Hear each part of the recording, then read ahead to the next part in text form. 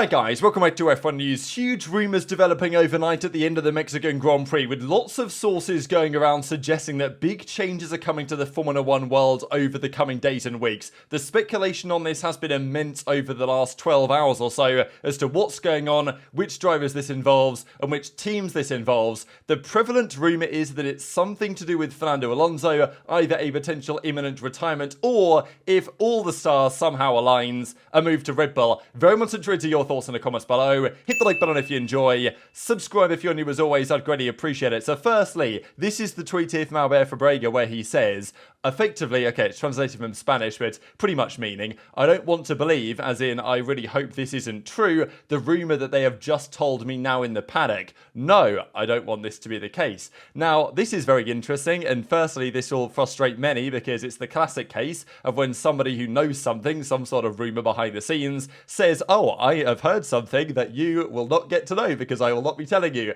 So it's, this is always the thing that annoys people because, why would you tweet this other than for some good old intention and some impressions, I guess, on the timeline? But that's what Albert achieves with his 22,000 likes. Now, let's be honest, Albert, Spanish reporter, fan generally of the Spanish drivers, so immediately I'm looking that way because there are certain things that might make Albert rather happy in terms of big rumours behind the scenes and certain things that might make him rather sad, which this seems to be implying. Now, Will Buxton hopped on the train as well, and he tweeted out this gif, then he tweeted out something else, then he also said this, night everyone, signing off with a big Elmo shrug because who knows what's going on. So clearly he's heard something as well. He then also went on to tweet this out, which was quote tweeting this about Daniel Ricciardo when I think it was Christian Horner that was saying that basically Ricciardo looked like the Daniel of old this weekend. We know how much of a massive fan Christian Horner is of Ricciardo, and give him any excuse to put Ricciardo back in the Red Bull,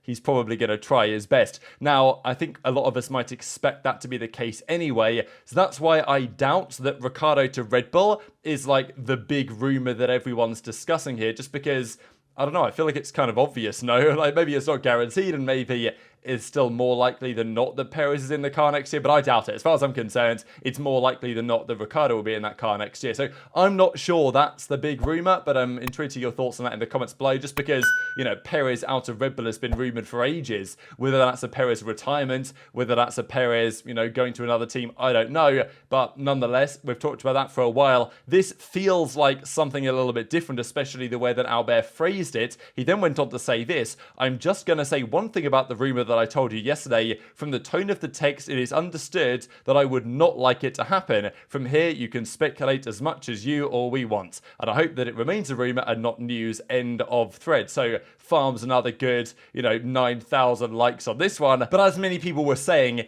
it feels like something might have affected one of the Spanish drivers, because otherwise, why would Albert have such, a more emotional response than might otherwise be expected? Now, people were looking into this, and I thought this was pretty funny.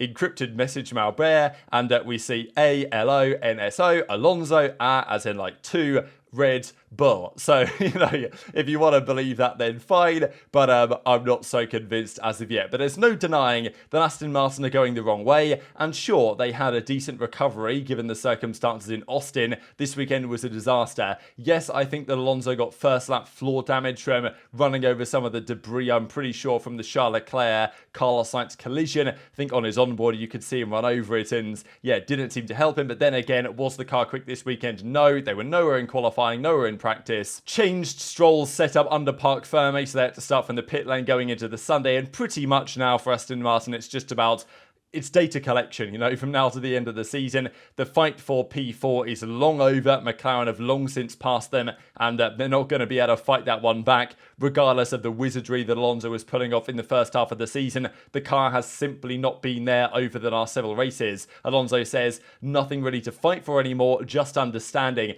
But, the lack of momentum for Aston Martin is a massive concern. They go from starting the year super strong. How they've fallen off so badly, it's honestly somehow Alonso's career choices need someone to investigate what happens here, because somehow this year it looked like he'd made a masterclass joining Aston Martin. They did great at the start of the season. Who knows if the flexi wing thing was affecting them more than others, and that's why they were so good. I don't know, but clearly that can't be the entirety of the reason they've fallen off this badly. They've made some missteps, and who knows what Alonso thinks. Is he looking at next year's project and thinking, you know what, this isn't really going in the right direction? How can the team have much confidence that they're going to start out next season getting podiums again when they're finishing off the year like this, double DNFing most recently in Mexico? But if everything were remaining as it is with Aston Martin next year, you might expect Alonso to still stay. What might be throwing the spanner in the works here is the very likely, I would say, change of ownership at Aston Martin in the near future. This kind of like Mexican source here says, I feel like a team is going up for sale, and it's been rumoured for some time now that Aston Martin is going to be changing hands. We know that Lawrence Stroll has owned the team for some time, of course made massive progress to the point of getting plenty of podiums this season, building that new factory, getting that on the way, and building them to a point where they can partner with Honda as a works team going into the 2026 set of regulations. This might be the time for Lawrence Stroll to get out of there. We know that already they're sponsored heavily by Aramco, of course, you know, Saudi Arabian, and there's a very good chance that I would imagine Aston Martin could change ownership and potentially even be owned by the Saudis in the very near future. Of course, that would also more than likely mean if Lawrence Stroll sells the team, do you think Lance keeps his seat? No, very unlikely. But, you know, does Alonso... What does Alonso think about this? Because that's the big gossip today, and F1 Talks here says, I don't know if this account is legit, so take all the stuff you see with a bit of a pinch of salt. But anyway, do you like the smell of freshly ground gossip in the morning? Alonso is leaving Aston Martin, and the team will soon change ownership. At the moment, it's a wild rumour. We'll soon see how much is confirmed. And then we got this seen today, that roughly, I think about 15% maybe, of the Aston Martin shares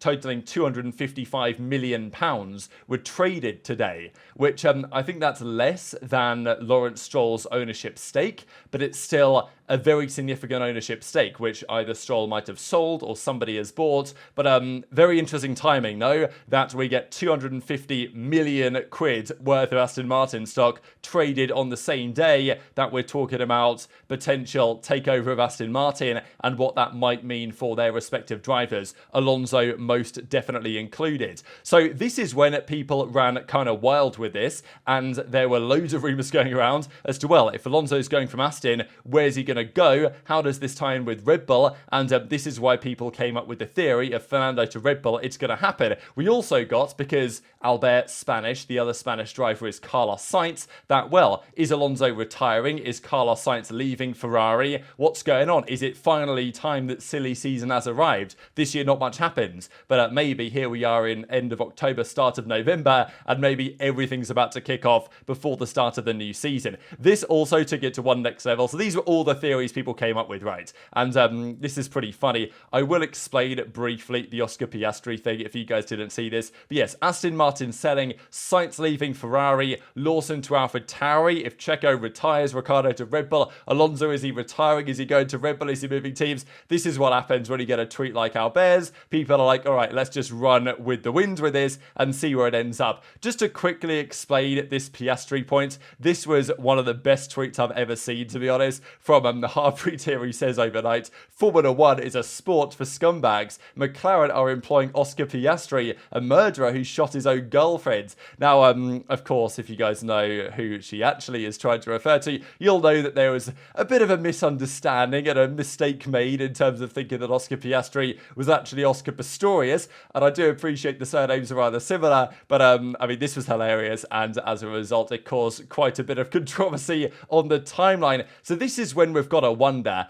is there anything to this Alonso to Red Bull idea? I do find it confusing, maybe not confusing, but I think it's interesting nonetheless that the top guys at Red Bull were all full of praise for Perez this weekend. Maybe they just wanted to get out of Mexico alive, and fair enough. But as Helmut Marko says, how many times do I have to repeat this? Checo has a contract for 24, and that will happen. He had a super weekend until the first lap. Like, you couldn't make this comedy up, could you, if you tried? I mean, look, Perez, was he great in practice? Okay, he was fine, but he wasn't close to Max. Max topped all the sessions, whereas Perez in quali, P5. When do the points get given out, by the way? Oh yeah, that's in the race on Sunday. And, it's super weekend until first lap, first corner. Like, I don't know who writes this stuff, but it's just hilarious. So, not really a super weekend as far as I'm concerned for Perez, and I'm convinced that he would have been on the podium, which is probably true had he just kept it clean and not donkeyed into the side of Leclerc. Even Christian Horner went on to say that you can't blame Perez for this ambitious turn one move, despite the fact that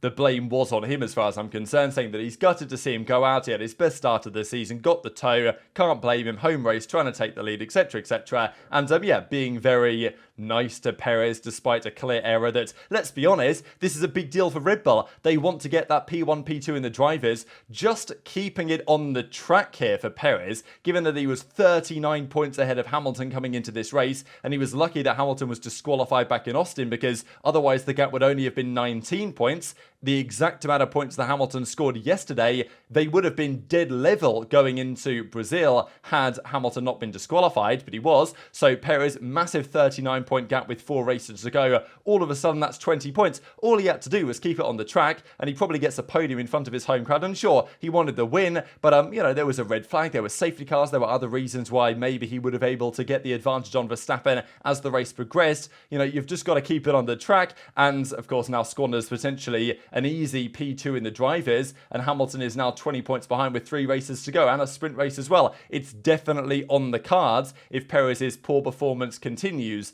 as you wouldn't necessarily bet against that at the moment. So interesting that both Horner and Marco very kind to Perez after the Grand Prix. Makes me think they might have decided to get rid of him, you know what I mean? And that's why they're being so kind. I don't know. That's just something you might want to think about, especially with Ricciardo having what is a statement drive. P7, of course, in the race itself probably would have been higher because he had quite a comfortable gap really on the cars behind, but then the red flag gap and the restart came through and was more vulnerable to some faster cars behind him. But still that puts AlphaTauri up to P8 in the standings above Alfa Romeo, and now Haas dropped down to last place, even though Haas have got 12 points, which is actually respectable, very much so for the worst placed team on the grid. And as Ricciardo says, this is the weekend that I dreamed of after a difficult time out in Austin. So, a lot of things are aligning. We know how much Horner loves Ricciardo for putting Danny Ric back in that Red Bull car. I think it's more likely than not that it happens in the rather near future. What does that mean, though, potentially for Perez and also for Fernando Alonso? Now, Matthew J. Thompson here, who is